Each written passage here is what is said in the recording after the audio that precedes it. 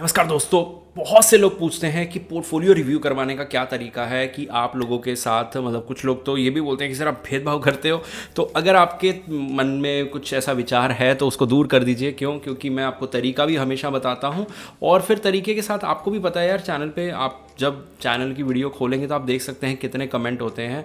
25 30 40 comment हो सकते हैं और रिव्यू 3 या 4 5 होते हैं। तो वो चीज़ समझ सकते हैं कि आपको शायद 10 15 20 कुछ भी कमेंट करने पड़ सकते हैं। लेकिन इस दौरान अगर रिव्यू नहीं भी होता तो सीखने को बहुत कुछ मिलता है और इस वीडियो में भी बहुत कुछ सीखने को मिलेगा। तो वीडियो के अंदर चलते हैं और देखते हैं। यहाँ पे इन्होंने ये चीज़ इसलिए बोली थी क्योंकि मैंने बोला था कि अगर आपके नाम के आगे ये रेड टैग लगेगा तो आपका पोर्टफोलियो सबसे पहले रिव्यू होगा। और ये रेड टैग लगता है सब्सक्राइब करने से चैनल को। आप अगर चैनल को सब्सक्राइब करेंगे तो ये लग जाएगा। और अगर आप अपना पोर्टफोलियो रिव्यू कराना चाहते हैं तो सिंपल सा प्रोसीजर है, ठीक है। HDFC फ्लेक्सी कैप, बाइटॉक mid cap, Edelweiss mid cap, Bandhan small cap, ITC silver gold, total portfolio 35K का हो गया, जिसमें 15K स्टेबिलिटी है, ठीक है। और बाकी 20K थोड़ा सा स्कैटर्ड है मिड कैप और स्मॉल कैप में। तो ठीक है पोर्टफोलियो, मतलब क्वालिटी वाइज भी और जिस तरह से स्कैटर्ड है उस तरह से भी तो कोई बहुत खास कमी नहीं है। बस इसको आगे मैनेज करना इसलिए मुश्किल हो सकता है क्योंकि यहाँ पे 4 म्यूचुअल फंड हैं सैटेलाइट कैटेगरी में। जिनको सैटेलाइट नहीं पता, यानी कि वो फंड जो हमें बूस्ट देते हैं लेकिन गिरती मार्केट में या जब मार्केट वॉलेटाइल होता है तो ये फंड इतना ख़राब करते हैं कि हमारा पोर्टफोलियो रिकवर करना मुश्किल हो जाता है। तो इनका बैलेंस होना चाहिए कोर फंड इस तरह के फंड्स के साथ। तो इस तरह का बैलेंस ऐसे होना चाहिए कि इन फंड्स की वैल्यू 40% तक हो तो बढ़िया है और बाकी 60% ये चल जाएगा। इससे कम ऊपर नीचे ज़्यादा नहीं होना चाहिए मेरे हिसाब से, अगर आप सुपर एग्रेसिव जा रहे हो तो होपफुली आप समझ गए होंगे। अब एक चीज़ और देख लेते हैं। अब हीलियोस ने रिटर्न्स दिए पिछले 1 साल में, तो आपने हीलियोस ले लिए। तो यहाँ पे हीलियोस जब हमने ले लिया और हीलियोस फ्लेक्सी कैप हमने ले लिया तो ये दिखाता है कि आप किस तरह से SIP स्टार्ट करी है आपने। ये लाइन आप ना भी बोलते तो भी मैं समझ जाता कि आपने रिसेंट में ही SIP स्टार्ट करी है, क्योंकि ये चीज़ करना आपके लिए घातक साबित हो सकता है। जब आप सिर्फ रैंकिंग और रेशोज़ देख के कर लेते हैं तो अगर आप रिसर्च नहीं कर सकते, आपको लगता है कि नहीं यार इतना कैसे रिसर्च करते हैं, ये क्वेश्चन मन में आता है, टाइम नहीं है, नॉलेज नहीं है, तो स्क्रीन पे नंबर है।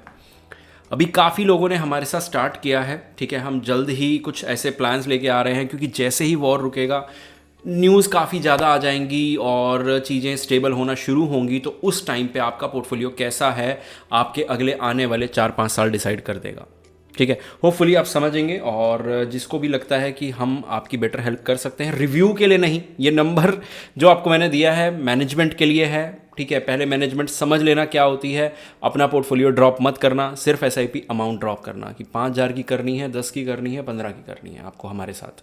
तो अब आगे आ जाते हैं।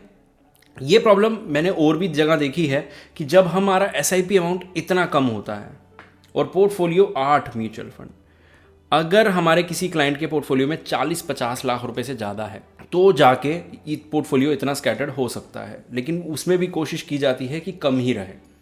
ये पोर्टफोलियो आपको इंडेक्स या इंडेक्स से कम ही रिटर्न बना के देगा क्योंकि ये इतना स्कैटर्ड हो चुका है कि आपको पूरी मार्केट का एक्सपोजर दे देगा। पूरा लार्ज कैप आपका यहाँ आ गया, बचा कुचा यहाँ पे आ गया और उससे भी बचा कुचा यहाँ पे आ गया, तो ओवरलैपिंग भर भर के हो गई। उसके बाद मोतीलाल ओसवाल मिड कैप और एडलवेस मिड कैप फिर भी बहुत ठीक ठाक है। बंधन एक स्मॉल कैप सिर्फ लेना, ये सिर्फ और सिर्फ एक मात्र अच्छी चीज़ है इस पोर्टफोलियो की। उसके अलावा ये PSU ठीक हो सकता है। फिर बैलेंस एडवांटेज लेना, एक सेक्टोरल और बैलेंस एडवांटेज एक ही पोर्टफोलियो में बहुत सारे क्वेश्चन रेज करता है, क्योंकि ये जब हम लेते हैं तो हम थोड़ा सा मॉडरेट हो जाते हैं कि यार हम थोड़ा सा मॉडरेट जाना चाहते हैं। ये हम लेते हैं कि हम सुपर एग्रेसिव हो रहे हैं। तो इन दोनों को एक साथ लेना बैलेंस करने के लिए, इससे अच्छा तो एक ही फंड के अंदर 1,000 रुपये डाल देते, वो ज़्यादा बेटर रहता। अगर आपको इन दोनों के बीच का बैलेंस बनाना था तो बैलेंस और तरीके से भी बन सकता था। एक जगह आप रिटर्न कमा रहे हो, दूसरी जगह सेफ चल रहे हो, तो वो 1,000 रुपये में भी आपने 2 डिवीज़न कर दिए। हम 2,000 से कम की SIP नहीं लगाते अपने क्लाइंट्स की। मतलब अगर आप मेरे पास आएंगे 5,000 की तो मैं आपको शायद 3 ही फंड दूंगा। जितना नैरो डाउन होके चलोगे उतने रिटर्न्स बनने के ज़्यादा चांसेस हैं। और अगर आप इस चीज़ को समझना चाहते हैं तो प्लीज़ हमें कमेंट करके बताइएगा, मैं आपको बताऊंगा कि किस तरह से नैरो डाउन होके ज़्यादा रिटर्न्स बनते हैं अगले हफ्ते। वीडियो में आगे बढ़ने से पहले अगर मैं आपको बोलूं कि आप हमारे से कनेक्ट करना चाहते हैं तो रुबजी ऐप आप डाउनलोड कर सकते हैं, नीचे प्लेटफॉर्म का लिंक मिल जाएगा। आप इसके थ्रू हमसे कनेक्ट कर पाएंगे, हम आपको मतलब 1-on-1 कॉल पे हम कनेक्ट कर पाएंगे अगर आप ये ऐप डाउनलोड करके इन्वेस्टमेंट करते हैं तो। और हम आपको गाइड भी करेंगे इन्वेस्टमेंट में। और अब आप कहोगे कि ठीक है ये चीज़ तो हो गई, लेकिन फ़ायदा क्या है, मैं ऐसे ही कोई प्लेटफॉर्म क्यों कर लूँ?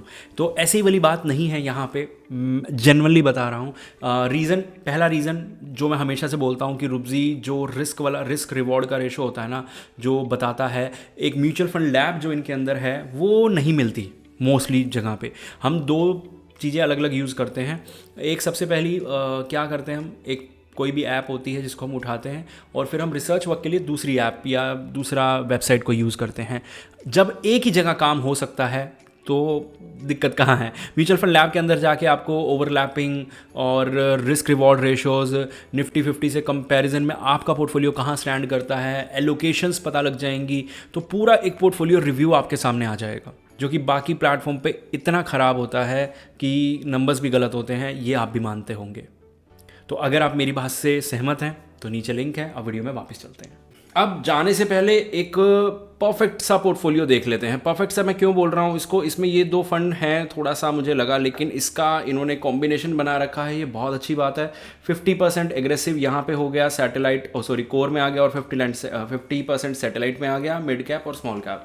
मैं कह रहा हूँ इसमें रिव्यू की ज़रूरत ही नहीं है। आप 8,000 के हिसाब से परफेक्ट पोर्टफोलियो चलाए, और ना तो नंबर ऑफ फंड्स ज़्यादा है, ना क्वालिटी ख़राब है, ना रेशो ख़राब है, मतलब बिल्कुल एक परफेक्ट सिनारियो है फ़िलहाल के लिए, ठीक है। और जब मैं हमेशा बोलता हूँ ना फ़िलहाल के लिए, तो एक चीज़ समझना, बहुत ध्यान से समझना। अगर अगले 1 मिनट में आपने ये चीज़ समझ ली जो मैं बोलने वाला हूँ, तो मैं कह रहा हूँ आपकी ज़िंदगी में बहुत डिफरेंस वैसे ही पड़ जाएगा, सिर्फ फाइनेंशियल लाइफ में नहीं, वैसे भी। देखो, जब आप नई नॉलेज गेन करते रहते हो, चीज़ें बदलती रहती हैं, तो आपके ओपिनियन चेंज होते रहते हैं, समझ रहे हो। अब ये फंड दोनों के दोनों अगले 1-1.5 साल बहुत ख़राब परफॉर्म करते हैं, क्योंकि मिड कैप और स्मॉल कैप फिलहाल सारे ख़राब परफॉर्म कर रहे हैं। ये दोनों रिकवर ही नहीं कर पाते, और ये दोनों बुल रन में उतना अच्छा रिटर्न देंगे नहीं, ठीक है। ये तो है स्टेबिलिटी के लिए।